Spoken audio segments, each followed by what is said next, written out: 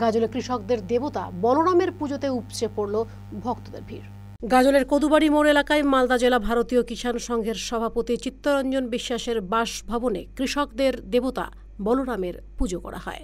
পুজো শেষে ভক্তদের মধ্যে প্রসাদ বিতরণ করা হয়। উপস্থিত ছিলেন ভারতীয় কিষাণ সংঘের মালদা জেলার সভাপতি চিত্তরঞ্জন বিশ্বাস, সহ সভাপতি পরেশ চন্দ্র সরকার সহ অন্যান্য অতিথিবর্গ।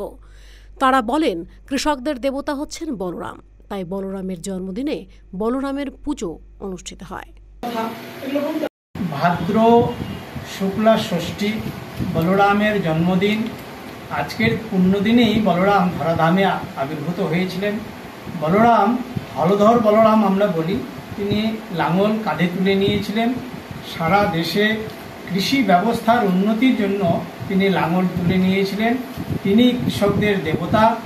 আজকে ভারতীয় কিষাণ সংঘের পক্ষ থেকে আমরা তাই বলরাম পুজো করছি। এই পুজো গোটা ভারতবর্ষব্যাপী যেখানে যেখানে ভারতীয় কিষাণ সংঘ আছে সেই পূজা তারা পালন করছে। মালদা টুডে।